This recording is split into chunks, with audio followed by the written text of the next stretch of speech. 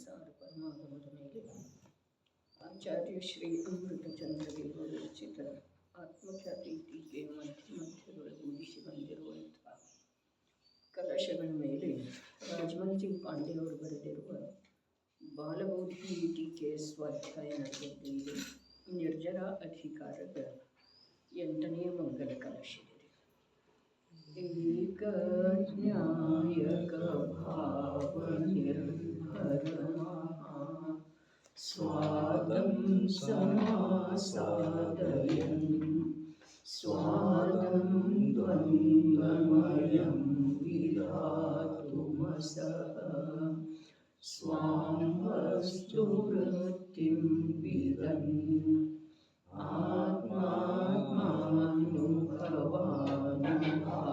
ಆತ್ಮಾತ್ಮಾನುಭವಾನುಭಾವವಿವಶೋ ಮೃಷ್ಯದ್ವಿಶೇಷೋದಯಂ ಸಾಮಾನ್ಯಂ ಕಲಯನ್ ಕಿಲೈಷ ಸಕಲಂ ಜ್ಞಾನಂ ನಯತೆ ಕಥಾಂ. ಮುಂದಿನ ಮತ್ತೆ ಹೇಗಿದ್ದಾನೆ? ದ್ವಂದ್ವಮಯಂ ಸ್ವಾದಂ ವಿಧಾತು ಅಸಹ. ದ್ವಂದ್ವಮಯಂ ಕರ್ಮದ ಸಂಯೋಗದಿಂದ ಆಗಿರುವಂಥ ವಿಕಲ್ಪ ರೂಪದ ಆಕುಲತೆಯ ರೂಪವನ್ನು ಸ್ವಾದಂ ಅಜ್ಞಾನಿ ಜನರು ಸುಖವೆಂದು ಮನ್ನಿಸುತ್ತಾರೆ. ಆದರೆ ಅದು ದುಃಖ ರೂಪವಿದೆ. ಅಂಥ ಆ ಇಂದ್ರಿಯ ವಿಷಯ ಜನಿತ ಸುಖವನ್ನು ಅಂಗೀಕಾರ ಮಾಡುವಲ್ಲಿ ಅಸಮರ್ಥನಿದ್ದಾನೆ. ಏನು ಮಾತಿದೆ? ಸುಖದ ಮಾತಿದೆ, ದುಃಖದ ಮಾತಿಲ್ಲ. ಕರ್ಮದ ಸಂಯೋಗದಿಂದ ಜೀವನಿಗೆ ಯಾವ ನಾನಾ ಪ್ರಕಾರದ ದುಃಖ ಇದ್ದಾವೆ. ಮಾನಸಿಕ ದುಃಖ, ಶಾರೀರಿಕ ದುಃಖ, ಪಾರಿವಾರಿಕ ದುಃಖ, ಸಾಮಾಜಿಕ ಏರುಪೇರ, ಇವು ನಾನಾ ರಾಜಕೀಯ, ಹೀಗೆ ಅನೇಕ ಪ್ರಕಾರದ ಯಾವ ದುಃಖ ಇದ್ದಾವೆ. ಆ ದುಃಖಗಳ ಮಾತು ಹೇಳಲಿಲ್ಲ, ಅದರ ಸುಖದ ಮಾತು ಹೇಳಿದ್ದಾರೆ. ಅರೆ, ಅನುಭವ ಸಂಪನ್ನ ಜೀವ ಹೇಗದನು ಅಂತಂದ್ರೆ ಕರ್ಮದ ಸಂಯೋಗದಿಂದ ಆಗಿರುವಂಥ ಯಾವ ಇಂದ್ರಿಯ ಸುಖ, ವಿಷಯ ಸಾಮಗ್ರಿಗಳ ಜೊತೆಗೆ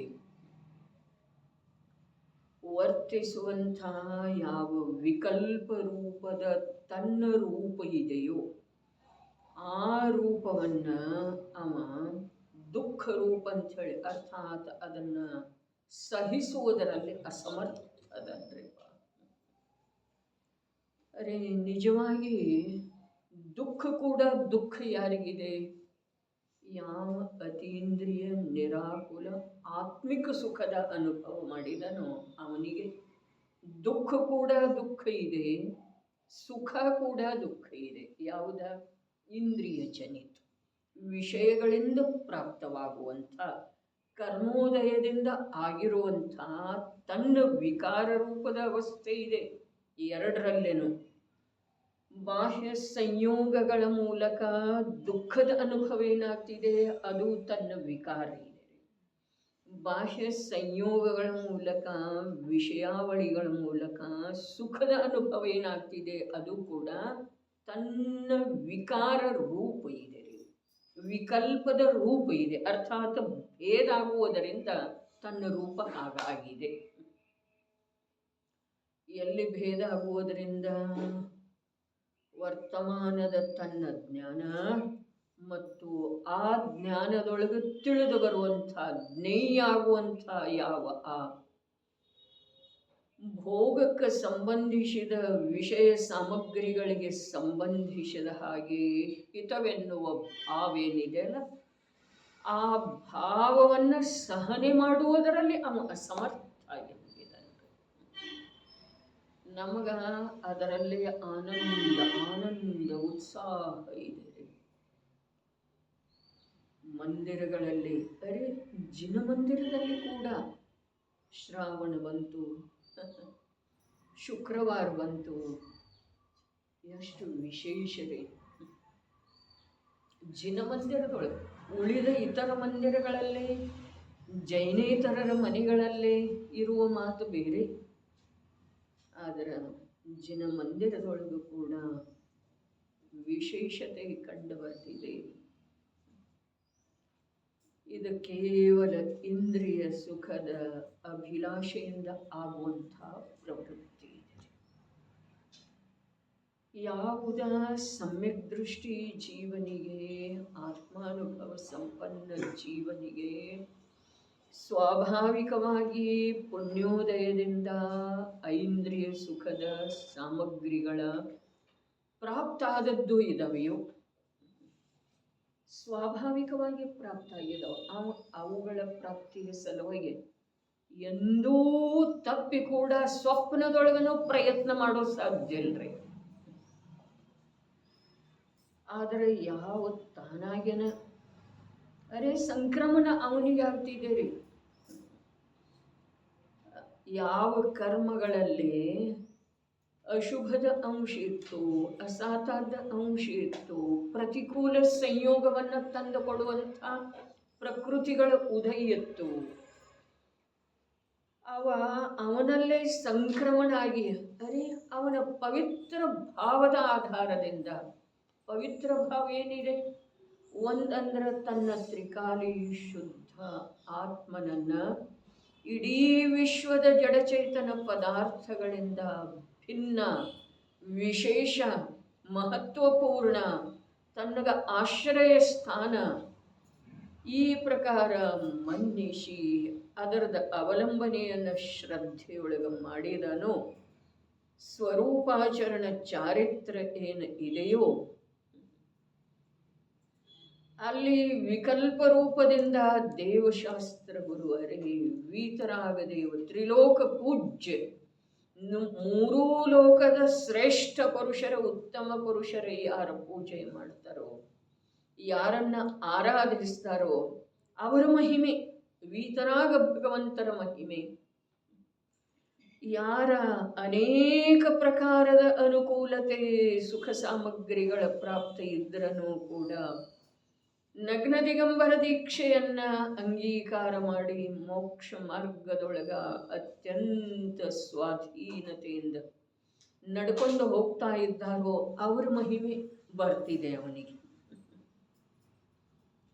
ಈ ಇಂದ್ರವಂದಿತ ಯಾವ ಜಿನ ಶಾಸನ ಇದೆಯೋ, ಜಿನವಾಣಿ ಇದೆಯೋ, ಜೀವರುಗಳ ಜೀವ ಮಾತ್ರರುಗಳ ಹಿತದ ಉಪದೇಶ ಇದೆಯೋ ಅದರ ಮಹಿಮೆ ಬರ್ತಿದೆ. ಹಾಗಾದರೆ ಈ ಎರಡು ಪ್ರಕಾರದ ಭೂಮಿಕೆ, ಒಂದು ಶುದ್ಧಾತ್ಮನ ಮಹತ್ವ ಮಹಿಮೆ, ಅವನ ಆಶ್ರಯವೇ ತನಗ ಲಾಭಕಾರಿ ಇದೆ ಅನ್ನುವ ಶ್ರದ್ಧೆಯ ಆಧಾರದಿಂದ ಸ್ವರೂಪಾಚರಣ ಚಾರಿತ್ರ ಮತ್ತು ಜ್ಞಾನದೊಳಗ ಪರಪ್ರಕಾಶಕದಲ್ಲಿ ವೀತರಾಗದೇವ ನಿರ್ಗ್ರಂಥ ಗುರು ಸಿದ್ಧಾಂತ ಶಾಸ್ತ್ರದ ಯಾವ ಮಹಿಮೆ ಇದೆ, ಇಂಥ ಯಾವ ಪರಿಣಮನ ಇದೆ ಜ್ಞಾನದ, ಶ್ರದ್ಧೆದ್ದ, ಚಾರಿತ್ರದ, ಅಲ್ಲಿ ಅಶುಭದ ಬಂಧ ಹೇಗಾಗೋದು? ಅಲ್ಲಿ ಅಶುಭದ ಬಂಧ ಆಗಲಿಕ್ಕೆ ಸಾಧ್ಯನೇ ಇಲ್ಲಲ್ಲ. ಒಂದು ಮಾತು. ಇನ್ನು ಅಶುಭದ ಬಂಧಯೋಗ್ಯ ಪರಿಣಾಮ ಎಲ್ಲಿದ್ದಾವೆಯೋ ಅಲ್ಲಿ ಉದಯದೊಳಗೂ ಕೂಡ ಅಶುಭ ಪ್ರಕೃತಿಗಳ ನಿಮಿತ್ತ ರೂಪದಿಂದ ಇರ್ತಾವೆ. ಹಾಗಾದ್ರೆ ಇಲ್ಲಿ ನೈಮಿತ್ತಿಕದೊಳಗನೆ ಇಷ್ಟು ಪವಿತ್ರತೆ ಇದೆ ಅಂದ ಮೇಲೆ ಅಲ್ಲಿ ನಿಮಿತ್ತದೊಳಗೂ ಕೂಡ ತನ್ನಷ್ಟಕ್ಕೆ ತಾನೇ ಏನಾಗ್ತಿದೆ, ಸಂಕ್ರಮಣ ಆಗ್ತಿದೆ, ಬದಲಾವಣೆ ಆಗ್ತಿದೆ. ಶತ್ರು ಕೂಡ ಮಿತ್ರ ಆಗ್ತಾನೆ, ಸರ್ಪದ ಮುಖದಿಂದ ಅಮೃತ ಬರ್ತಿದೆ. ಯಾರು ನಂಬುತ್ತಾರೆ?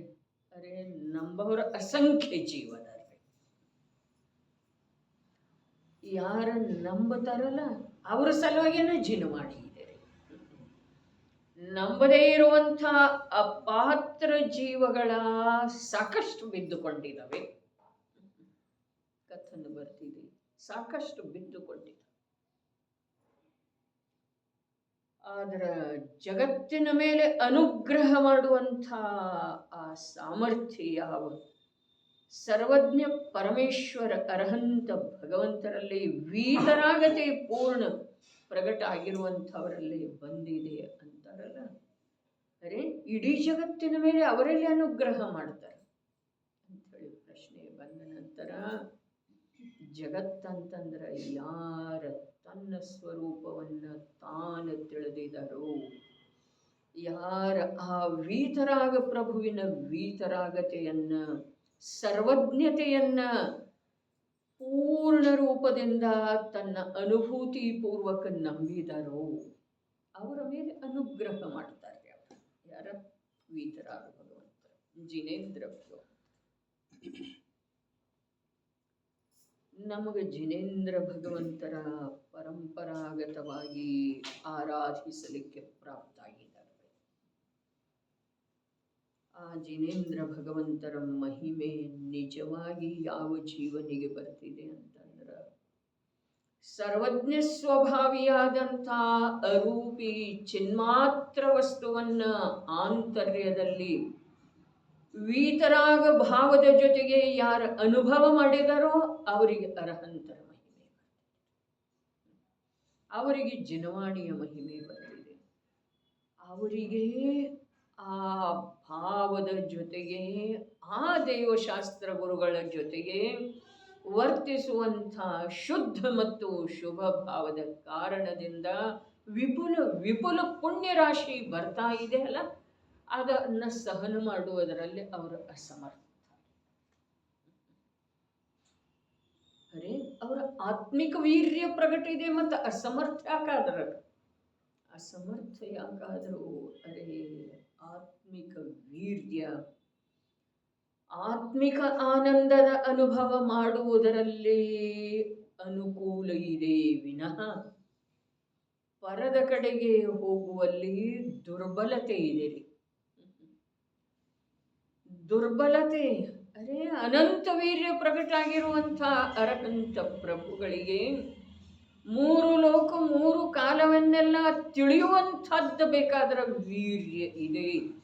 ಆ ತಿಳಿತಾ ಇರುವ ಯಾವ ಸಾಮರ್ಥ್ಯ ಇದೆ ಅದನ್ನು ಅರಗಿಸಿಕೊಳ್ಳುವಂಥ, ಅದನ್ನು ಅರಗಿಸಿಕೊಂಡ ಅನಂತ ಅತೀಂದ್ರಿಯ ಆನಂದದ ಅನುಭವ ಮಾಡುವಂಥ ಸಾಮರ್ಥ್ಯ ಇದೆ ವಿನಃ ಮೂರು ಲೋಕದ ಯಾವ ಪದಾರ್ಥದೊಳಗೆ ಯಾವುದೇ ಪ್ರಕಾರದ ಪರಿಣಾಮ ಮಾಡುವಂಥದ್ದ ಆ ವೀರ್ಯದೊಳಗೆ ಬಲ ಇಲ್ರಿ.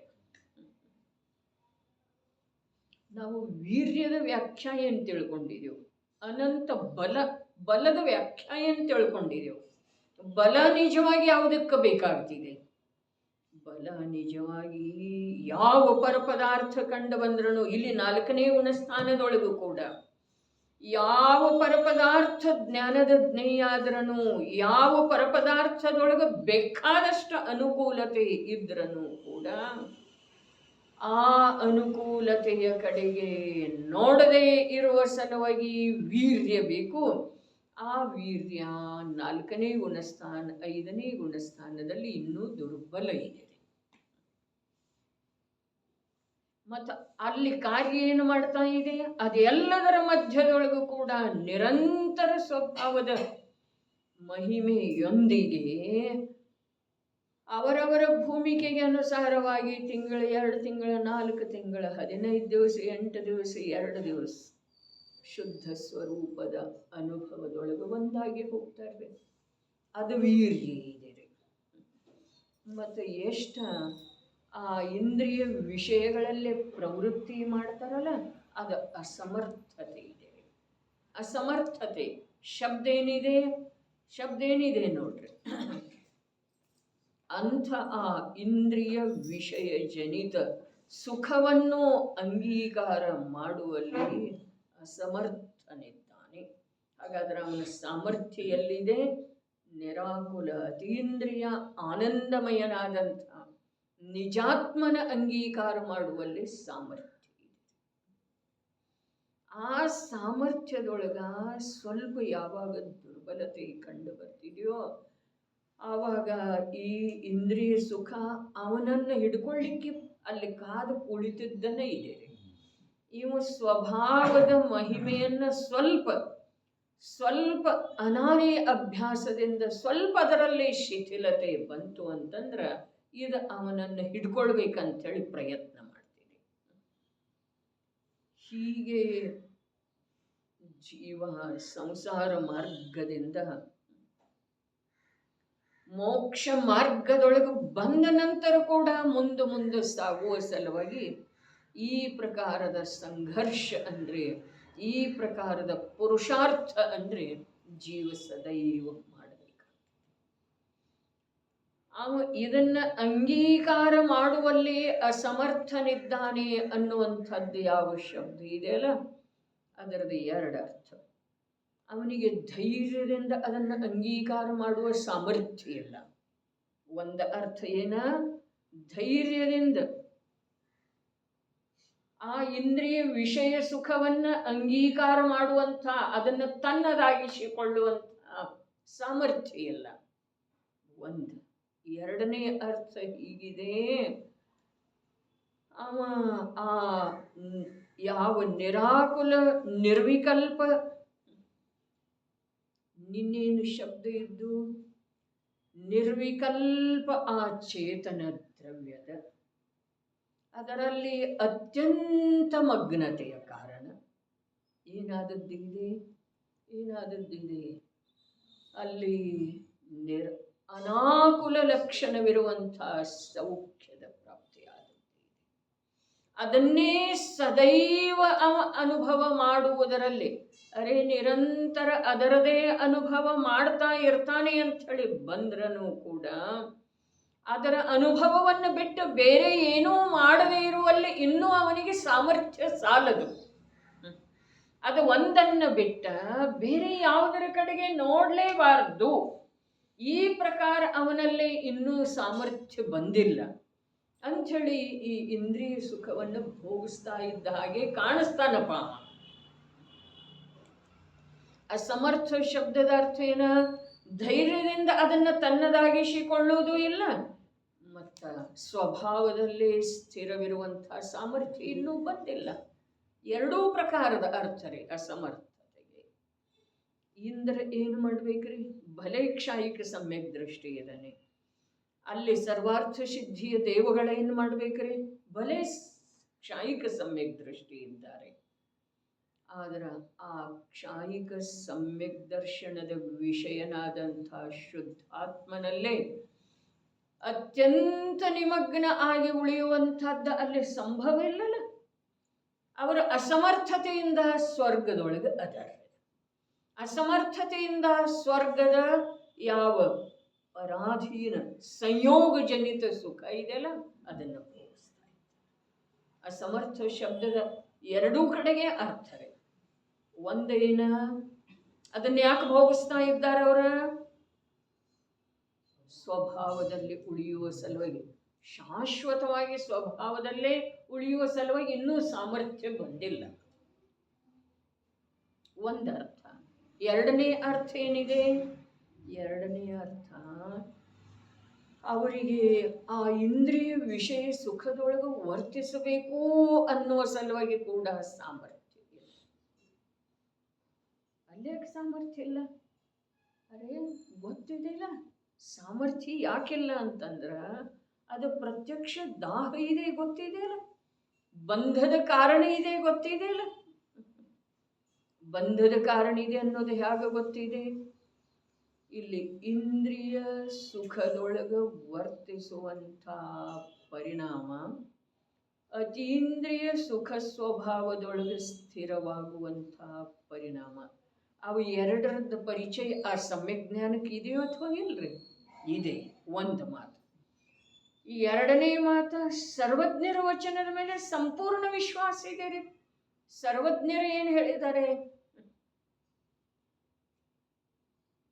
ಸೂಕ್ಷ್ಮ ಕಾಲದ್ದು ಕೂಡ ಪರದ್ರವ್ಯದೊಳಗ ಸುಖ ಅಂತೇಳಿ ನಿಮಗ್ನ ಇರುವಂಥ ಸೂಕ್ಷ್ಮ ಕಾಲದ್ದು ಕೂಡ ಫಲ ಬಹಳ ಅಧಿಕ ಇದೆ ಅನ್ನೋದನ್ನು ಸರ್ವಜ್ಞ ಪ್ರಭು ಹೇಳಿದ್ದಾರೆ. ಇನ್ನು ಇಲ್ಲಿ ಇನ್ನೊಂದು ಮಾತು, ಸತ್ಯ ಮಾತು ಏನು ಹೊರಗೆ ಬರ್ತಿದೆ ಅಂತಂದ್ರೆ,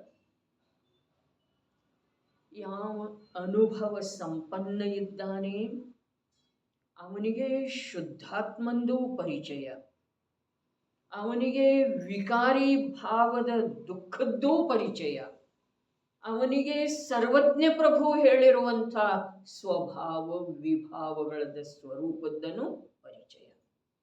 ಅನುಭವದಿಂದ ಪರಿಚಯನ ಸರ್ವಜ್ಞ ಪ್ರಭು ಹೇಳಿದಾರಂತ ಹೇಳಿ ಪರಿಚಯ. ಅನುಭವ ಇದ್ದ ನಂತರ ಸರ್ವಜ್ಞ ಪ್ರಭುವಿನ ವಚನದೊಳಗೆ ಸಂದೇಹ ಅಂಶ ಮಾತ್ರ ಕೂಡ ಬರೋದು ಸಾಧ್ಯ. ಇನ್ನು ಸರ್ವಜ್ಞರ ವಚನದೊಳಗೆ ಮಾತ್ರ ಯಾರಿಗೆ ವಿಶ್ವಾಸ ಇದೆಯೋ ಅವರದ ಭವ ಪರಂಪರೆ ನಿಂತಿಲ್ಲರೆ. ಕೇವಲ ಸರ್ವಜ್ಞರ ವಚನಗಳಲ್ಲಿ, ಅನ್ಯರ ಅಜ್ಞಾನಿಗಳ ಮಾತಿನೊಳಗಲ್ಲ, ಸರ್ವಜ್ಞರ ವಚನದೊಳಗೆ ಯಾರಿಗೆ ಸಂಪೂರ್ಣ ಶ್ರದ್ಧೆ ಇದೆಯೋ ಅವರಿಗೆ ಭವ ಪರಂಪರೆ ಹೇಗಿದೆಯೋ ಹಾಗೇ ಇದೆ, ಮಿಥ್ಯಾತ್ವ ಹೇಗಿದೆಯೋ ಹಾಗೇ ಇದೆ. ಮಿಥ್ಯಾತ್ವದ ಸದ್ಭಾವದೊಳಗೂ ಕೂಡ ಸರ್ವಜ್ಞ ಪ್ರಭುವಿನ ಯಾವ ನಿರೂಪಣೆ ಇದೆ ವಸ್ತು ತತ್ವಕ್ಕೆ ಸಂಬಂಧಿಸಿದ ಹಾಗೆ, ಸಪ್ತ ತತ್ವಕ್ಕೆ ಸಂಬಂಧಿಸಿದ ಹಾಗೆ, ಆ ನಿರೂಪಣೆಯ ಮೇಲೆ ಸಂಪೂರ್ಣ ಶ್ರದ್ಧೆ ಇದ್ದರನೂ ಕೂಡ, ಶ್ರದ್ಧೆ ಮಾಡಿದರನೂ ಕೂಡ, ಮಾಡಿದಂದ್ರೆ ಈ ಜೀವ ಅನಂತ ಬಾರಿ, ಈ ಜೀವ ಅಷ್ಟೇ ಅಲ್ಲ ಅಭವ್ಯ ಕೂಡ ಮಾಡಿದ. ಅಭವ್ಯ ಕೂಡ 9ನೇ ಗ್ರೈವೇಕ್ ತನಕ ಹೋಗ್ತಾನೋ ಅಥವಾ ಇಲ್ರಿ? ಹಾಗಾದ್ರೆ 9ನೇ ಗ್ರೈವೇಯಕಕ್ಕೆ ಹೋಗುವವನಲ್ಲೇ ಪಾತ್ರತೆ ಏನು ಬೇಕು? ನಗ್ನ ದಿಗಂಬರ ಮುನಿ ದಶೆಯ ಅಂಗೀಕಾರ ಮಾಡಬೇಕು. ಸರ್ವಜ್ಞ ಪ್ರಭು ಯಾವ ಪ್ರಕಾರ ಹೇಳಿದರೋ ಆ ಪ್ರಕಾರ ಪಂಚ ಮಹಾವ್ರತದ ಪರಿಪಾಲನೆ ಮಾಡಲಿಕ್ಕೆ ಬೇಕು. ಸಪ್ತ ತತ್ವದ ಸಂಪೂರ್ಣ ಶ್ರದ್ಧೆ ಬೇಕು. ಆವಾಗ 9ನೇ ಗ್ರೈವೇಕಕ್ಕೆ ಹೋಗ್ತದೆ. ಹಾಗಾದ್ರೆ ಅಭವ್ಯ ಜೀವ ಕೂಡ 9ನೇ ಗ್ರೈವೇಕ ತನಕ ಹೋಗಿದ್ದಾನೆ ಅಂದ್ರೆ ಸರ್ವಜ್ಞ ಪ್ರಭುವಿನ ವಚನದ ಶ್ರದ್ಧೆ, ಸಪ್ತ ತತ್ವಗಳ ಶ್ರದ್ಧೆ ಈ ಜೀವ ಅನಂತ ಬಾರಿ ಮಾಡಿದ್ದಾನೆ. ಆದ್ರೆ ಆ ಸಪ್ತ ತತ್ವಗಳ ಶ್ರದ್ಧೆ ಫಲಪ್ರದ ಆಗುವ ಸಲುವಾಗಿ ಯಾವ ಸ್ವ ಆತ್ಮನ ಅನುಭೂತಿ ಬೇಕೋ ಅದನ್ನು ಮಾಡಿ.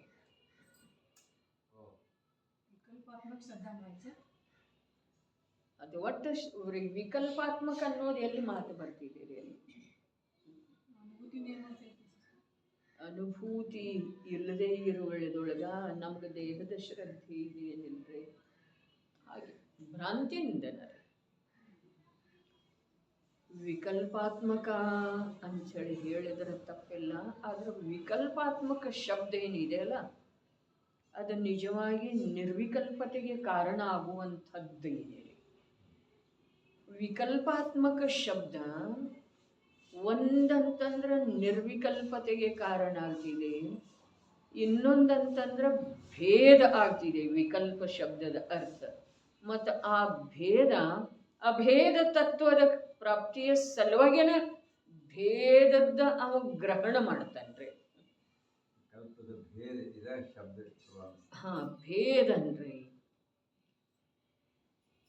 ನೋಡ್ರಿ, ಯಾವುದ ವಿಕಲ್ಪ ಅಂದ್ರೆ ಭೇದ ಅಂಥೇಳಿ ನಾವು ತಿಳಿತೇವಿಯೋ ಆ ಭೇದ ಅಭೇದದ ಪ್ರಾಪ್ತಿಯ ಸಲುವಾಗಿ ಇದೆ, ಅಭೇದದ ಅನುಭೂತಿಯ ಸಲುವಾಗಿ ಇದೆ, ಅಭೇದದ ಶ್ರದ್ಧೆಯ ಸಲುವಾಗಿ ಇದೆ.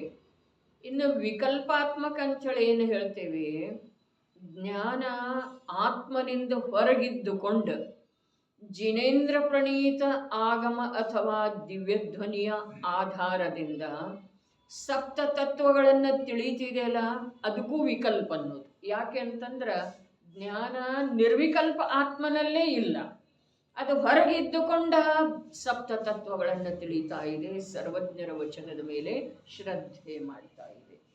ಅದೇ ಸರ್ವಜ್ಞರ ವಚನದ ಮೇಲೆ ಸಂಪೂರ್ಣ ಶ್ರದ್ಧೆ ಮಾಡಿದ ನಂತರ ಕೂಡ ಜೀವದ ಸಂಸಾರದ ವಿಚ್ಛೇದ ಆಗುವುದಿಲ್ಲ ಅಂದ ಮೇಲೆ ಇನ್ನು ಸರ್ವಜ್ಞರನ್ನು ಬಿಟ್ಟ ಕುದೇವಗಳನ್ನು ಭಜಿಸುವಂಥವರಿಗೆ ಯಾವಾಗ ಏನು ಆಗೋದ ಸಾಧ್ಯ ಇದೆ ಹೇಳಿ. ಬರೀ ವಿಚಾರದ ಸಲುವಾಗಿ ವಿಷಯ ರೀ.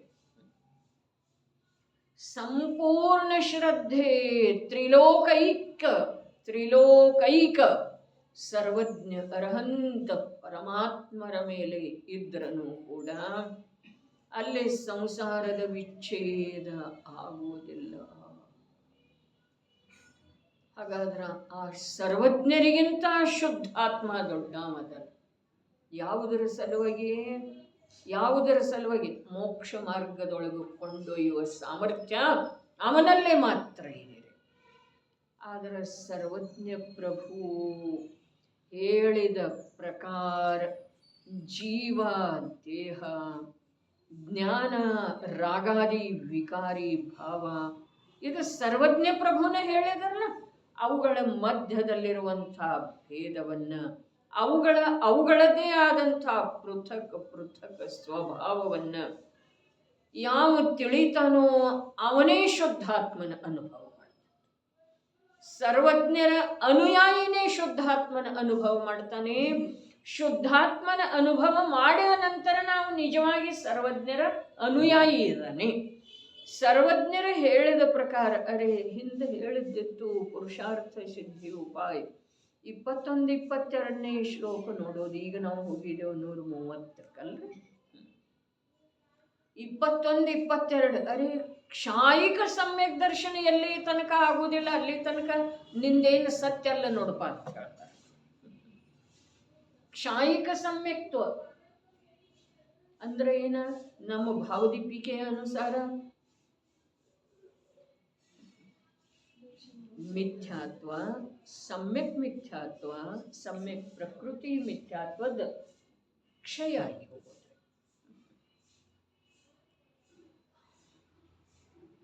ಮೂರು ಭೇದಂತೂ ಅದು 7 ಭೇದ ಅದು. ಅನಂತಾನುಬಂಧಿ 4, ಅರ್ಥಾತ್ ಚಾರಿತ್ರ ಮೋಹನಿಯದ್ದು 4, ದರ್ಶನ ಮೋಹನಿಯದ್ದು 3, 7 ಪ್ರಕೃತಿಗಳದ್ದು ಇನ್ನೆಂದೂ ಉದಯದೊಳಗೆ ಬರುವ ಸಾಧ್ಯ ಇಲ್ಲ. ಆ ಪ್ರಕಾರ ಕ್ಷಯ ಆಗಿ ಕ್ಷಾಯಿಕ ಸಮ್ಯಕ್ ದರ್ಶನ ಆಗದ ವಿನಃ ನಿನ್ನ ಸಮ್ಯಕ್ತ್ವಕ್ಕೂ ಬೆಲೆ ಇಲ್ಲ ಅಂತ ಹೇಳ್ತಾರೆ ಅಮೃತ ಚಂದ್ರಾಚಾರ್ಯ. ಇದೇನಿದೆ ಅಂದ್ರೆ ಬೆಲೆ ಇಲ್ಲ ಅಂತಂದ್ರೆ ಅರ್ಧಪುದ್ಗಲ ಪರಾವರ್ತನ ಕಾಲದವರೆಗೆ ಸಂಸಾರದಲ್ಲೇ ನೀನು ಉರುಳಾಡುವಂಥ ಪ್ರಸಂಗ ಇದೆ ಅಲ್ಲಿ. ಕ್ಷಾಯಿಕ ಸಮ್ಯಕ್ ದರ್ಶನ ಆದ ನಂತರ 3 ಭವ. ಅದೇ ಭವದಿಂದ ಹೋಗಬಹುದು ಅಥವಾ ನಂತರ ಒಂದು ಸ್ವರ್ಗದ ಮಾಡಿ ಆಮೇಲೆ ಮನುಷ್ಯ ಆಗಿ ಹೋಗ್ಬೋದು. ಇದಕ್ಕಿಂತ ಹೆಚ್ಚಿಗೆ ಅಲ್ಲಿ ಇಲ್ಲ. ಕ್ಷಾಯಿಕ ಸಮ್ಯಕ್ ದರ್ಶನದೊಳಗ ಭವ ವರ್ತಮಾನದೊಳಗಾದ ಮನುಷ್ಯನಿಗೆನ ಆಗ್ತಿದೆ ಕ್ಷಾಯಿಕ ಸಮ್ಯಕ್ ದರ್ಶನ. ಉಳಿದ ಯಾರಿಗಾಗುವುದಿಲ್ಲ ಕ್ಷಾಯಿಕ ಸಮ್ಯಕ್ ದರ್ಶನ.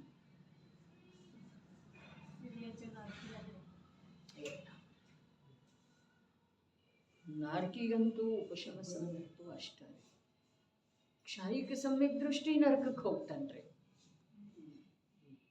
ಆದರೆ ನರಕದೊಳಗೆ ಕ್ಷಾಯಿಕ ಸಮ್ಯಕ್ ದರ್ಶನ ಯಾಕೆ? ತೀರ್ಥಂಕರ ಪಾದ ಮೂಲದೊಳಗನ ಆಗ್ತಿದೆ ಅದ. ನರಕದೊಳಗೆ ತೀರ್ಥಂಕರ ಎಲ್ಲಿರ್ತಾರೆ? ನರಕಿ ಜೀವ ತೀರ್ಥಂಕರ ಹತ್ರ ಎಲ್ಲಿ ಬರ್ತಾನೆ? ಹೀಗಾಗಿ ಈ ಮನುಷ್ಯನಿಗೆ ಈ ಪ್ರಕಾರದ ಒಂದ ಏನು ಮಾಡಿದರು ಆಹ್ವಾನ ಕೊಟ್ಟಿದ್ದಾರೆ ಅಮೃತ ಚಂದ್ರಾಚಾರ್ಯ.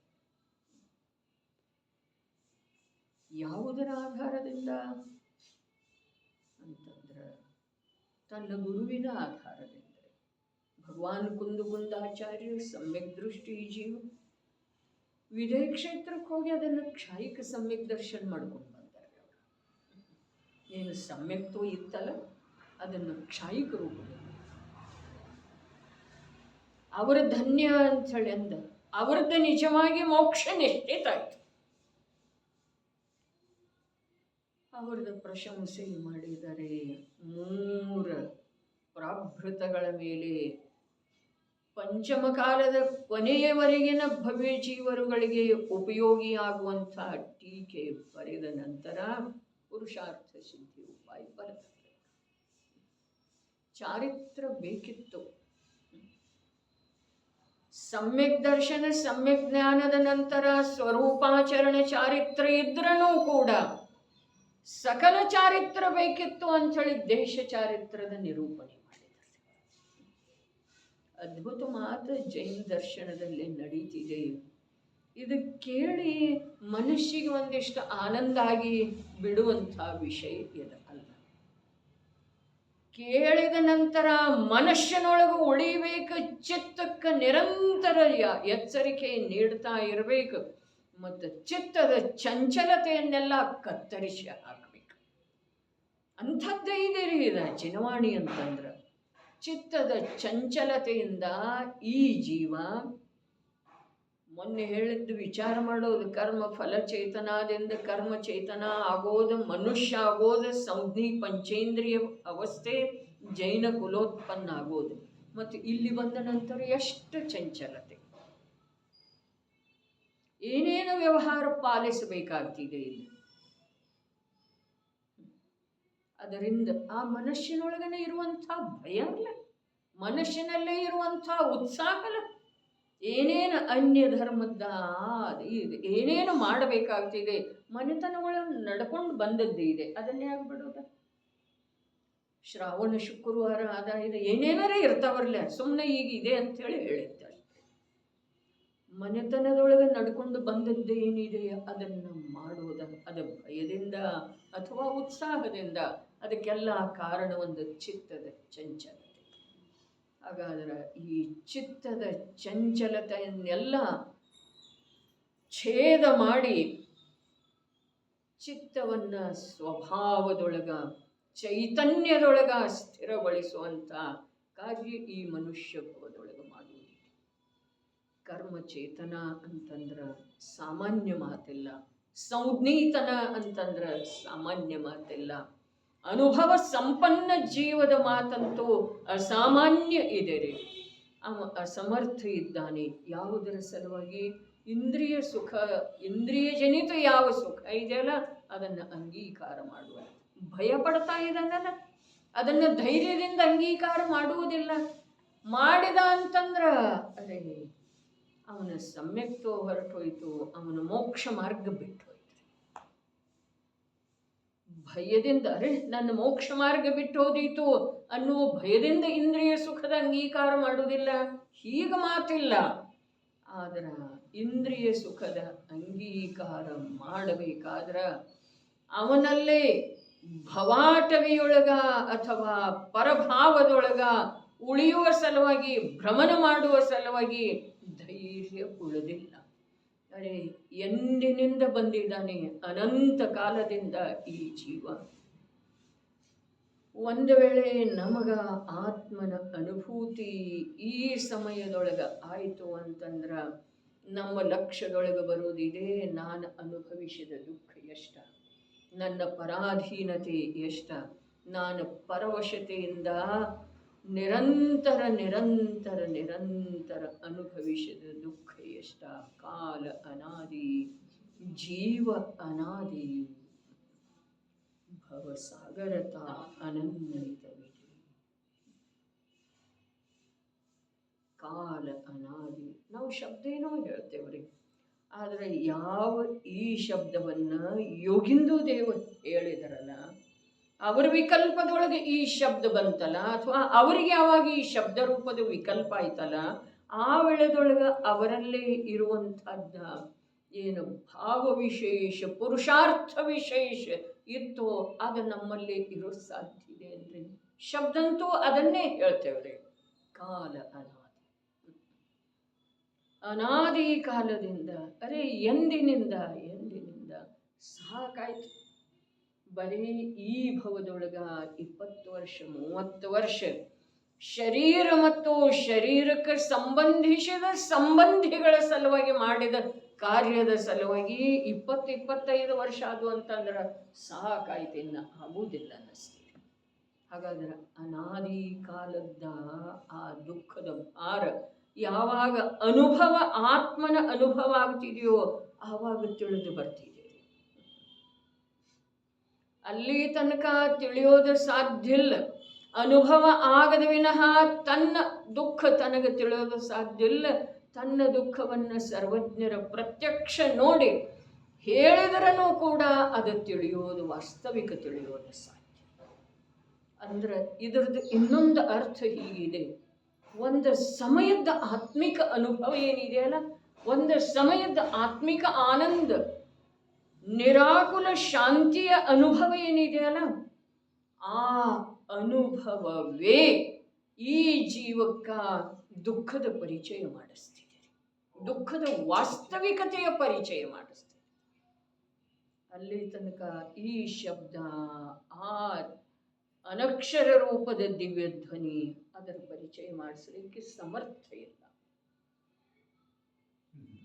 ಒಂದು ಸಮಯದ ಸ್ವಾಧೀನ ಸುಖ, ಅರೆ ಇವನಿಗೆ ಅನುಭವಿಸಿದ ದುಃಖದ್ದನೂ ಪರಿಚಯ ಆಗ್ತಿದೆ, ಪರಾಧೀನತೆದ್ದನೂ ಪರಿಚಯ ಆಗ್ತಿದೆ, ಜನ್ಮ ಪರಂಪರೆದ್ದನೂ ಪರಿಚಯ ಆಗ್ತಿದೆ. ಯಾವಾಗ ಅದರ ಪ್ರತಿಸ್ಪರ್ಧಿಯಾದಂಥ ತ್ರಿಕಾಲಿ ಶುದ್ಧಾತ್ಮ, ಆನಂದದ ಸಾಗರ, ಶಾಂತಿಯ ಸಾಗರ, ಪ್ರಭುತ್ವದ ಸಾಗರ, ಪ್ರಕಾಶದ ಪುಂಜ ಯಾವ ಶುದ್ಧಾತ್ಮ ಅದನೋ ಅವ ಈಗ ಅನುಭವಿಸಿದ ದುಃಖ ಮತ್ತು ಮುಂದೆ ಅನಂತ, ಈಗೇನು ಎಷ್ಟು ಕಾಲ ಕಳೆದಿದೆಯಲ್ಲ ಅದರ ಅನಂತ ಗುಣಿತ ಕಾಲ ಏನು ಬರ್ತಿದೆ, ಅಲ್ಲಿ ಅನುಭವಿಸುವ ಸುಖ ಆ ಎರಡರಿಗಿಂತ ಭಾರಿ ಅದಂದ್ರೆ ಯಾವ ಅನುಭವದಲ್ಲಿ ಬಂದಿರುವಂಥ ಶುದ್ಧ. ಅದಕ್ಕೆ ಆಗಮದ ಆಧಾರದಿಂದ ಯಾಕಾಗಲ್ತು, ಆ ಅನುಭವ ಸಂಪನ್ನ ಜೀವದ ಯಾವ ರೀತಿ ಇದೆ, ಯಾವ ಜೀವನ ಪದ್ಧತಿ ಇದೆ, ಅವನ ಆಂತರ್ಯದೊಳಗೆ ಯಾವುದರ ಕುರಿತಾಗಿ ಯಾವ ರೂಪದ ದೃಢತೆ ಇದೆ, ಇದನ್ನು ಆಗಮದ ಮೂಲಕ ಓದಿ ಆದರೂ ನಮಗ ನಮ್ಮ ಸ್ವಭಾವದ ಮಹಿಮೆ ಬರೋದ ಅವಶ್ಯಕ ಇದೆ. ನಡೆರಿ. ದ್ವಂದ್ವಮಯಂ ಸ್ವಾದಂ ವಿಧಾತು ಅಸಹ, ಕರ್ಮದ ಸಂಯೋಗದಿಂದ ಆಗಿರುವಂಥ ವಿಕಲ್ಪ ರೂಪದ ಆಕುಲತೆಯ ರೂಪವನ್ನು ಅಜ್ಞಾನಿ ಜನರು ಸುಖವೆಂದು ಮನ್ನಿಸುತ್ತಾರೆ, ಆದರೆ ಅದು ದುಃಖ ರೂಪವಿದೆ.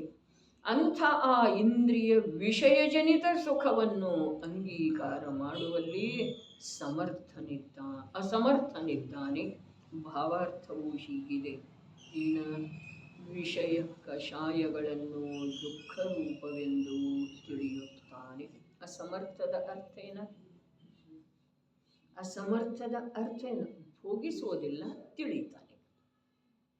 ಭೋಗಿಸುವ ಸಲುವಾಗಿ ಸಾಮರ್ಥ್ಯ ಬೇಕು, ಅವನಲ್ಲಿ ಸಾಮರ್ಥ್ಯ ಇಲ್ಲ, ತಿಳಿತಾನೆ. ವಿಷಯ ಮತ್ತು ಕಷಾಯ ಜೊತೆಗೇನೆ ಯಾಕೆ ತಗೊಂಡು ಬರ್ತಾರೆ? ವಿಷಯ ಮತ್ತು ಕಷಾಯ ಜೊತೆಗೇನೆ ಯಾಕಿದಾವೆ? ವಿಷಯಗಳಿಗೆ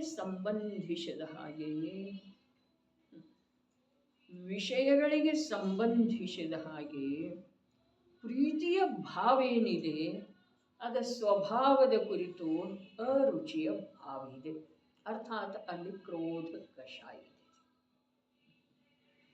ಇನ್ನು ಪ್ರಾಪ್ತ ವಿಷಯಗಳನ್ನು ತಾನು ಅಥವಾ ತನ್ನ ಸುಖದ ಕಾರಣ ಅಂಥೇಳಿ ತಿಳಿಯುವಲ್ಲಿ ಮಾನ ಕಷಾಯ ಇದೆ. ಅವುಗಳನ್ನು ಭೋಗಿಸುವುದೇನಿದೆ ಅದು ಮಾಯಾಚಾರ ಇದೆ. ಮಾಯಾಚಾರ ಯಾಕ? ಅರೆ ಸುಖದ ನಿಧಾನನಾದಂಥ ಶುದ್ಧಾತ್ಮ ಪಕ್ಕದಲ್ಲೇ ಇರು ವೇಳೆದೊಳಗೆ, ಹತ್ತಿರದಲ್ಲೇ ಇರು ವೇಳೆದೊಳಗೆ ಅವನು ಬಿಟ್ಟು ಇದನ್ನು ಭೋಗಿಸೋದಂತಂದ್ರೆ ಮಾಯಾಚಾರ ಅಲ್ಲ. ಮತ್ತು ಅದರ ಕುರಿತಾಗಿ ಆಕರ್ಷಣೆ ಏನಿದೆ ಅದು ಲೋಕ ಕಷಾಯ ಇದೆ. ವಿಷಯಗಳ ಕುರಿತಾಗಿ 5 ಇಂದ್ರಿಯಗಳ ವಿಷಯ ಸಾಮಗ್ರಿಗಳ ಕುರಿತಾಗಿ ಒಂದು ಅಂಶ ಕೂಡ ರುಚಿ ಉತ್ಪನ್ನ ಆಯಿತು ಅಂತಂದ್ರೆ ಆ ಒಂದು ಅಂಶದ ಅಪೇಕ್ಷಾದಿಂದ ಸ್ವರೂಪದ ಕುರಿತ ಅರುಚಿ ಆಯಿತು, ಕ್ರೋಧ ಆಯಿತು, ಅರುಚಿ ಆಯಿತು. ಅರುಚಿ ಭಾವೇನಿದೆ ಅದುವೇ ಕ್ರೋಧ ಇದೆ. ಅರುಚಿ ಭಾವೇನಿದೆ ಅದುವೇ ಶುದ್ಧಾತ್ಮನ ಕುರಿತು ದ್ವೇಷ ಇದೆ. ಹಾಗಾದರೆ ಈ ಕ್ರೋಧ ಒಂದೇ ಇರುವುದಿಲ್ಲ, ಉಳಿದ 3 ಕಷಾಯಗಳು ಗರ್ಭಿತನ ಇದ್ದಾವೆ. ಆತ್ಮ ವಿಷಯ ಸಹಿತ ಇದ್ರೂ ಕಷಾಯ ರಹಿತದ. ವಿಷಯ ಸಹಿತ ಇದ್ದ ನಂತರ ಕಷಾಯ ರಹಿತ ಆಗಿರೋವ್ರಿ. ಕಷಾಯ ರಹಿತ ಇದ್ದ ಅಂತಂದ್ರೆ ವಿಷಯದ ರುಚಿ ಯಾಕಿರೋದ್ರಿ? ವಾಸ್ತವದಲ್ಲಿ ಕಷಾಯ ರಹಿತನ ಇದ್ದಾನೆ, ಈ ಮಾತಂತೂ 3 ಕಾಲದಲ್ಲೂ ಸತ್ಯ ಇದೆ. ಆದ್ರೆ ಕಷಾಯ ರಹಿತ ಆತ್ಮನ ಸ್ವೀಕಾರ ಆದ ನಂತರ ವಿಷಯದ ಅಭಿರುಚಿ ಇರೋದನ್ನ ಸಾಧ್ಯ ಇಲ್ಲ. ವಿಷಯಕ್ಕೆ ಸಂಬಂಧಿಸಿದ ಹಾಗೆ ಪ್ರೀತಿಯ ಭಾವ ಉತ್ಪನ್ನ ಆಗೋದನ್ನ ಸಾಧ್ಯ ಇಲ್ಲ. ಎಲ್ಲಿ ವಿಷಯ ಇದೆ ಅಲ್ಲಿ ಕಷಾಯ ಇದೆ, ಎಲ್ಲಿ ಕಷಾಯ ಇದೆ ಅಲ್ಲಿ ವಿಷಯ ವಾಸನೆ ಇರ್ತದೆ. ಇಲ್ಲಿ ಹೇಳ್ತಾ ಇದ್ದಾರೆ ಭಾವಾರ್ಥ, ವಿಷಯ ಕಷಾಯಗಳನ್ನು ದುಃಖ ರೂಪವೆಂದು ತಿಳಿಯುತ್ತಾನೆ. ಅಸಮರ್ಥದ ಅರ್ಥ ಇಲ್ಲಿ ದುಃಖ ರೂಪ ಅಂತ ಹೇಳಿ ತಿಳಿತಾನೆ. ತಿಳಿಯುವುದರೊಳಗೆ ಸಾಮರ್ಥ್ಯ ಇದೆಯೋ ಅಥವಾ ಇಲ್ಲ? ಸಾಮರ್ಥ್ಯ ಇದೆ. ಅರ್ಥಾತ್ ಇಲ್ಲಿ ಅಸಮರ್ಥ ಶಬ್ದದ ಅರ್ಥ ಅಲ್ಲಿ ಅವನ ಸಾಮರ್ಥ್ಯ ವಿನಿಯೋಗ ಆಗ್ತಾ ಇದೆ ಅಂದಮೇಲೆ ಇದರ ಅಂಗೀಕಾರ ಮಾಡೋದಾ, ಇದನ್ನು ಉಳಿಸಿಕೊಳ್ಳೋದಾ, ಇದನ್ನು ಬೆಳೆಸಿಕೊಳ್ಳೋದಾ, ಇದನ್ನು ಭೋಗಿಸೋದಾ ಅವನಿಗೆ ಇಲ್ಲವೇ ಇಲ್ಲ. ಅಲ್ಲಿ ಅವನ ಸಾಮರ್ಥ್ಯ ಅಲ್ಲ, ಅಲ್ಲಿ ಖರ್ಚಾಗ್ತಾ ಇದೆ. ಸಂಸಾರದೊಳಗೆ ಇದ್ದುಕೊಂಡ ಶರೀರ ಭೋಗ ಸಾಮಗ್ರಿಗಳ ಮಧ್ಯದೊಳಗೆ ಇದ್ದುಕೊಂಡು ಪರಿಜನರ ಮಧ್ಯದೊಳಗೆ ಇದ್ದುಕೊಂಡು ಕೂಡ ಆ ಜೀವ ಯಾವ ರೀತಿ ಪರಿಗ್ರಹದಿಂದ ಶೂನ್ಯ ಇದ್ದಾನೆ. ಆತ್ಮನ ಆನಂದದ ಪ್ರಾಪ್ತಿಯೊಳಗ ಯಾವ ಪ್ರಕಾರ ಅವನು ಉದ್ಯಮಶೀಲ ಇದ್ದಾನೆ. ಇದು ಆಂತರ್ಯದೊಳಗ ಆಳದೊಳಗ ದೀರ್ಘ ವಿಚಾರದ ನಂತರ ಅವನ ಜೀವನದ ಬಗ್ಗೆ ನಮಗೆ ತಿಳಿದು ಬರುತ್ತಿದೆ. ಹೊರಗಡೆ ಅವನ ಪರಿವಾರದ ಜೊತೆಗೇನೆ ಇದ್ದಾನೆ, ವಿಷಯ ಕಷಾಯ ರೂಪವಾಗಿ ಪರಿಣಮಿಸ್ತಾ ಇರೋದು ಕಂಡು ಬರ್ತಿದೆ. ಆದ್ರೆ ಅದನ್ನು ದುಃಖ ರೂಪ ಅಂಥೇಳಿ ಅಖಂಡವಾಗಿ ತಿಳಿತಾ ಇದ್ದಾನೆ. ಆ ತಿಳಿಯುವಿಕೆಯಿಂದ ಅವನಿಗೆ ನಿರ್ಜರೆ ಆಗ್ತಾ ಇದೆ. ನಿರ್ಜರೆ ಯಾವುದರಿಂದ? ಜ್ಞಾನದಿಂದ. ಯಾವ ಜ್ಞಾನ? ಯಾವುದು ದುಃಖ ರೂಪ ಇದೆಯೋ ಅದನ್ನು ದುಃಖ ರೂಪ ಅಂತ ಹೇಳಿ ತಿಳಿಯೋದು. ಯಾವುದು ದುಃಖ ರೂಪ ಇರುವೆಳೆದೊಳಗೂ ಕೂಡ ಅದನ್ನು ಸುಖ ಅಂತ ಹೇಳಿ ತಿಳಿಯೋದಿದೆಯೋ ಅದುವೇ ಅಜ್ಞಾನ ಇದೆ, ಸಂಸಾರದ ಕಾರಣ ಇದೆ, ಮಿಥ್ಯಾತ್ವ ಇದೆ. ಅದನ್ನು ಬಿಡದ ವಸ್ತ್ರ ಬಿಟ್ಟ ನಂತರ ಏನಾಗುವುದಿಲ್ಲ, ಆಹಾರ ಬಿಟ್ಟ ನಂತರ ಏನಾಗುವುದಿಲ್ಲ, ಮುಖದಿಂದ ಮಾತು ಆಡದೆ ಮೌನ ಕೂತ ನಂತರ ಅದರಿಂದ ಏನಾಗುವುದಿಲ್ಲ. ವಿಷಯ ಕಷಾಯ ರೂಪದ ಪರಿಣಾಮಗಳ, ನನ್ನ ಪರಿಣಾಮಗಳ, ಅವ ಕರ್ಮದ ಸಂಯೋಗದಿಂದ ಆಗಿರುವಂಥ ಭಾವ ಇದಾವೆ. ಅವ ನಿಜವಾಗಿ ನನ್ನ ಸ್ವಭಾವ ಅಲ್ಲ.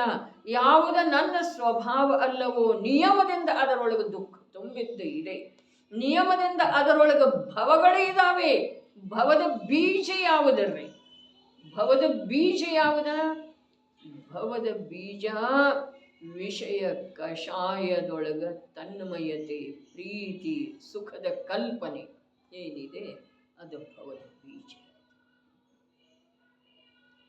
ಸಂಯೋಗಜನಿತ ಯಾವ ವಿಕಲ್ಪ ರೂಪದ ಭಾವ ಆಗ್ತಿದೆಯೋ ಆ ಭಾವವನ್ನ ತಾನು ಅಂಥೇಳಿ ಅನುಭವಿಸ್ತಾ ಇರೋದೇನಿದೆ ಅದರಲ್ಲಿ ಅನಂತ ಅನಂತ ಭವಗಳು ಬಿದ್ದಿದವೆ. ಅದರ ಸಲುವಾಗಿ ರತ್ನಖಂಡ ಶ್ರಾವಕಾಚಾರ ಭಾವನಾಧಿಕಾರದೊಳಗೆ ಏನು ವಾಕ್ಯ ಬಂತು? ಭಾವನಾ ಭವನಾಶಿ. ಭವಗಳ ನಾಶ ಮಾಡೋದಿತ್ತು ಅಂತಂದ್ರೆ ಅಲ್ಲಿ ಜ್ಞಾನಮಯ ಭಾವ ಬೇಕ್ರಿ. ಭಾವ ಮಾತ್ರ ಅಲ್ಲ, ಭಾವನಾ ಬೇಕ್ರಿ. ಮತ್ತು ಭವದ ವೃದ್ಧಿಯ ಸಲುವಾಗಿ ಜ್ಞಾನ ರಾಗರೂಪ ಇದೆ ಅಥವಾ ಕರ್ಮದ ಸಂಯೋಗದಿಂದ ಯಾವ ಪ್ರಕಾರ ಆಗ್ತಿದೆಯೋ, ಪರಪದಾರ್ಥದ ಸಂಯೋಗದಿಂದ ಕನ್ನಡಿಯೊಳಗ ಯಾವ ಪ್ರಕಾರದ ಪ್ರತಿಬಿಂಬ ಬೀಳ್ತಿದೆಯೋ ಆ ಪ್ರಕಾರ ಕನ್ನಡಿ ಅಂಥೇಳಿ ತಿಳಿದರ ಅದು ಕನ್ನಡಿಯ ಕುರಿತಾಗಿ ಅಜ್ಞಾನ ಇದೆ. ಅದೇ ಪ್ರಕಾರ ಸಂಯೋಗಿ ಭಾವರೂಪ ತಾನು ಅಂಥೇಳಿ ತಿಳಿದರ ಅನುಭವ ಮಾಡಿದ್ರ ಅದರೊಳಗೆ ಅನಂತ ಏನದವು? ಭವದ ಬೀಜ. ಬಹಳ ಅದ್ಭುತ ಮಾತಿದೆ. ಭಾವನಾ ಭವನಾಶಿನಿ. ಭಾವನಾ ಭವನಾಶಿನಿ. ಭಾವನಾ ನಾವೆಲ್ಲ ಈಗ ಕೇಳಕತ್ತೇವೆ ನಿಮ್ದೆಲ್ಲ ಇಷ್ಟೊಂದು ಉತ್ಕೃಷ್ಟ ಪರಮ ಅಧ್ಯಾತ್ಮದ ವಾಣಿ. ಆದರೆ ನಮಗೆ ಭಾವನೆ ಐತೆ ಅಂತ ಹಿಂಗೆ ನಮ್ಗೆ ಅನಿಸ್ತದೆ. ಆದ್ರೆ ಆ ಥರದ ಮಧ್ಯೆ ಹಿಡಿಯೋದು ನಮ್ಮ ಬುದ್ಧಿಗೆ ನಿಲುಕುತ್ತಿರ್ತೇವಿಲ್ಲೋ ಅನ್ನುವಂಥ ಭಾವ ನೋಡ್ರಿ. ಅನ್ನಿಸ್ಲಿಕ್ಕೆ ಅನ್ನಿಸ್ತಾವು ಬಹಳಷ್ಟ್ರಿ ಅಂತ. ಹೌದು. ಅನ್ನಿಸ್ಲಿಕ್ಕೆ ಏನಿದೆ, ಅನ್ನಿಸಿಕೆಗೆ ಯಾವ ಪ್ರಕಾರದ ಅರ್ಥ ಇರುವುದಿಲ್ಲ. ವಾಸ್ತವದಲ್ಲಿ ಭಾವನಾ ಏನಿದೆ ಅಲ್ಲ, ಆ ಭಾವನಾ ಈಗೇನು ಹೇಳಿತಲ್ಲ, ಅನುಭೂತಿ ಸಂಪನ್ನ ಜೀವದ ಶ್ರದ್ಧೆ, ಜ್ಞಾನ ಮತ್ತು ಚಾರಿತ್ರ, ಸ್ವರೂಪಾಚರಣ ಚಾರಿತ್ರ, ಇಡೀ ವಿಶ್ವದ ಜಡಚೇತನ ಪದಾರ್ಥಗಳಿಂದ ಪೃಥಕ್ ಇರುವಂಥ ಆ ಶುದ್ಧಾತ್ಮ, ಆ ಜ್ಞಾನಮಯ ಅರೂಪಿ ಚೈತನ್ಯ ವಸ್ತು ಏನಿದೆ, ಅದುವೇ ನನಗೆ ಲಾಭದಾಯಕ ಇದೆ, ಅದರಿಂದ ನನಗೆ ಸುಖ ಅಥವಾ ಶಾಂತಿ ಅಥವಾ ಭವ ಪರಿಭ್ರಮಣದಿಂದ ಬಿಡುಗಡೆ ಸಾಧ್ಯ ಇದೆ ಅನ್ನುವ ವಿಶ್ವಾಸ ರೂಪದ ಶ್ರದ್ಧೆ.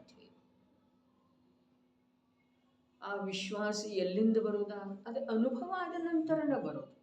ಹಾಗಾದ್ರೆ ಆ ವಿಶ್ವಾಸ ರೂಪದ ಶ್ರದ್ಧೆ, ಆ ಶ್ರದ್ಧೆಯ ಅನುಭವ ರೂಪದ ಸ್ವರೂಪಾಚರಣ ಚಾರಿತ್ರ ಮತ್ತು ಜ್ಞಾನದೊಳಗ ಆ ಶುದ್ಧಾತ್ಮನನ್ನು ತಿಳಿಸಿಕೊಟ್ಟಿರುವಂಥ ವೀತರಾಗದೇವ ನಿರ್ಗ್ರಂಥಗಳು, ಸಿದ್ಧಾಂತ ಶಾಸ್ತ್ರಗಳದ್ದು ಎಷ್ಟು ಬಹುಮಾನದ ಭಾವ ಬರ್ತಿದೆ ಅಂತೀರಿ.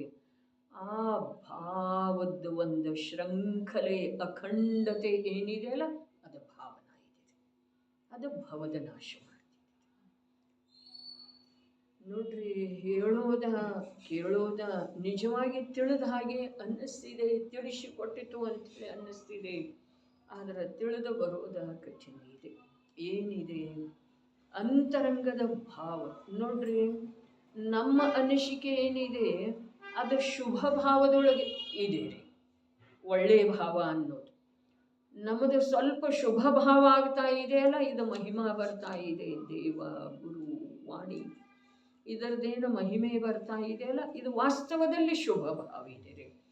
ಆದ್ರೆ ಇದು ಭಾವನಾ ಯಾಕಿಲ್ಲ ಅಂತಂದ್ರೆ, ಆ ದೇವ ಗುರು ಮತ್ತು ಈ ವಾಣಿಯ ಮೂಲ ಪ್ರಾಣಸ್ವರೂಪದ ಯಾವ ಶುದ್ಧಾತ್ಮ ಇದಾನೋ, ಆ ಶುದ್ಧಾತ್ಮನ ಮಹಿಮೆ ನಮಗೆ ಇನ್ನು ಅನುಭವ ಅಲ್ಪ ಕಾಲದೊಳಗೆ ಮಾಡಿಸೈತಿರ್ತಿದೆ. ಆ ಪ್ರಕಾರ ಶುದ್ಧಾತ್ಮನ ಮಹಿಮೆ ನಮಗೆ ಇಲ್ಲ. ಇದೇ ಅಂಥೇಳಿ ತಾವು ಹೇಳಿದರೆ ಅಂತಂದ್ರೆ ನಿಜವಾಗಿ ಅದನ್ನ ಪೂರ್ವಭಾವಿ ವ್ಯವಹಾರದಿಂದ ಭಾವನಾ ಅಂಥೇಳಿ ಹೇಳಲಿಕ್ಕೆ ಅಡ್ಡಿ ಅಲ್ರಿ. ಹೇಳಲಿಕ್ಕೇನ್ರಿ, ಅದು ತಮ್ಮ ಗೊತ್ತಾಗ್ತಿದೆಯಲ್ಲ. ಇನ್ನು ನಿಕಟ ಅಲ್ಪ ಕಾಲದೊಳಗ ನನಗೆ ಪ್ರಗಟ ಶುದ್ಧಾತ್ಮನ ಪ್ರಾಪ್ತಿ ಅರ್ಥಾತ್ ಅನುಭವ ಆಗೇ ಆಗ್ತಿದೆ ಅನ್ನುವ ರೂಪದ ಆ ಶುದ್ಧಾತ್ಮನ ಮಹಿಮೆ ನಮ್ಮಲ್ಲೇ ನಡಿಬೇಕ್ರಿ. ಮಹಿಮೆ ನಮಗೆ ದೇಹದ್ದು ಇದೆ ಅಣ್ಣ, ಸಂಯೋಗದ್ದು ಇದೆ. ಅವು ಎಲ್ಲವುಗಳ ಮಧ್ಯದೊಳಗ ಜಿನವಾಣಿದ್ದ ಮಹಿಮೆ ಈಗ ಒಂದು ಕೈ ಮೇಲಿದೆ ರೀ. ಈ ಸಂಯೋಗದೊಳಗ ಇಷ್ಟೇ, ಒಂದು ಸ್ವಲ್ಪ ಅಧಿಕ ಇದೆ ರೀ. ಆದರೆ ಈ ಜಿನವಾಣಿಯ ಮಹಿಮೆ ಇದೆಯಲ್ಲ, ನಿಜವಾಗಿ ಇದು ಜಿನವಾಣಿ ಮಹಿಮೆ ಅಂಥೇಳಿ ಯಾವಾಗ ಅನ್ನಿಸಿಕೊಳ್ಳೋದ ಅಂತಂದ್ರೆ, ಆ ಜಿನವಾಣಿಯ ಪ್ರಾಣ ಸ್ವರೂಪ ಯಾವ ಶುದ್ಧಾತ್ಮ ನಿಜಾತ್ಮ ಇದ್ದಾನೋ ಅವನ ಮಹಿಮೆಯ ಮೂಲಕ ಜಿನವಾಣಿ ಮಹಿಮೆ ವರ್ತಿಸ್ತಿತ್ತು ಅಂತಂದ್ರೆ ಅದಕ್ಕೆ ಜಿನವಾಣಿ ಮಹಿಮೆ. ಮುಂದಿನ ಖಂಡ ಹಿಂಗೈತೆ, ಸ್ವಾಂ ವಸ್ತು ವೃತ್ತಿಂ ವಿಧಾನ. ಸ್ವಾಂ ವಸ್ತು ವೃತ್ತಿಂ ವಿಧಾನ. ವಸ್ತು ವೃತ್ತಿ ತನ್ನ ದ್ರವ್ಯ ಸಂಬಂಧದ ಆತ್ಮನ ಶುದ್ಧ ಸ್ವರೂಪದಿಂದ ತದ್ರೂಪವಾಗಿ ಪರಿಣಮಿಸುತ್ತಿದ್ದಾನೆ. ನಾವು ಪರಿಣಮಿಸ್ತಾ ಇದ್ದಾನೆ, ಹೊರಗಡೆ ಯುದ್ಧ ಮಾಡ್ತಾ ಇದ್ದಾನೆ, ಸಾವಿರಾರು ರಾಣಿಯರ ಜೊತೆಗೆ ಭೋಗಿಸ್ತಾ ಇದ್ದಾನೆ. ಆದರೆ ಆ ವಸ್ತು ಸ್ವವಸ್ತುವಿನಲ್ಲೇ ವೃತ್ತಿ ಅರ್ಥಾತ್ ತದ್ರೂಪ ಪರಿಣಮನೇನಿದೆ ಅದರಿಂದ ಅವನ ಚ್ಯುತಿ ಆಗುವುದಿಲ್ಲ, ಭಂಗ ಬರುವುದಿಲ್ಲ. भावना भवनाशिनी ಆ ಭಾವನಾ का ಆಧಾರ ಶುದ್ಧಾತ್ಮನ ಅನುಭೂತಿ ಪ್ರತ್ಯಕ್ಷ ಅಥವಾ ನಿಕಟ ಭವಿಷ್ಯದೊಳಗ ಅನುಭೂತಿ ಆಗೇ ತೀರೋದು ಈ ಪ್ರಕಾರದ ಅದರದ ಮಹಿಮೆ. ಈ ಪ್ರಕಾರದ ಅದರ ಮಹಿಮೆ ಅಂದ್ರೆ ತಿಳಿತಾ ಇದೆ ಅಂದ್ರೆ ಹೊರಗಿನ ಯಾವ ಪದಾರ್ಥದ ಅವಸ್ಥೆಯ ಕುರಿತಾಗಿ ಮಹಿಮೆ ಬಾರದೆ ಇರೋದೇನಿದೆ ಅದು ನಿಜವಾಗಿ ಆತ್ಮನ. ಮತ್ತು ಇಷ್ಟು ನಮ್ದು ಜೀವನ ಆದ ನಂತರ ಅದು ಬರೋದು ಕರ್ತವ್ಯ ಇದೆ, ಅದನ್ನು ತಂದುಕೊಳ್ಳೋದು ನಮ್ದು ಕರ್ತವ್ಯ ಇದೆ. ಅದು ನಮ್ಮ ಜೀವನದೊಳಗೆ ಆ ಪ್ರಕಾರ. ಇನ್ನು ನನಗೆ ಬೇರೆ ಯಾವುದರದ್ದು ಮಹಿಮೆ, ಯಾರು ಎಷ್ಟೇ ಮಹಿಮಾನ್ವಿತವಾಗಿ ಅದರ ವರ್ಣನೆ ಮಾಡಿದ್ರನು ತಮಗೆ ಹೇಳೋದಂತಂದ್ರ ಅಕೃತ್ರಿಮ ಜಿನ ಮಂದಿರದ್ದು ಕೂಡ ಮಹಿಮೆ ಬರಬಹುದು. ಈ ಅಕೃತ್ರಿಮ ನಿಜನಾಥನ ಎದುರಿಗೆ ಅದು ಪುದ್ಗಲದ ರಚನೆ ಇದೆ ರೀ. ಜಿನ ಮಂದಿರ ಏನಿದೆ ಅಲ್ಲ, ಪುದ್ಗಲದ ರಚನೆ ಇದೆ. ಈ ಮಂದಿರಗಳ ಹಾಗೇನ ಅದು ಏನಿದೆ, ಪುದ್ಗಲದ ರಚನೆ ಇದೆ. ನಮಗೆ ಸೂಕ್ಷ್ಮತೆ ತಿಳಿದು ಬರೋ ಸಲುವಾಗಿ ನಾವು ಒಂದಿಷ್ಟು ಅದಕ್ಕೂ ಅದ ಮಾಡಬೇಕಾಗ್ತಿದೆ. ಏನ ಪರದ ರುಚಿಯನ್ನು ಬಿಟ್ಟು ಪ್ರಸಂಗವಶಾತ್ ಪರದ ಕುರಿತಾಗಿ ಅರುಚಿಯ ಭಾವ ಬರುವ ಮಾತು ಬೇರೆ. ಆದರೆ ಎಲ್ಲ ಪ್ರಕಾರದ ಅನುಕೂಲ ಇರೋ ವೇಳೆದೊಳಗೆ ಅದರ ರುಚಿ ಬಾರದೆ ಇರುವುದ ಇದು ಧರ್ಮದ ಲಕ್ಷಣ ಇದೆ.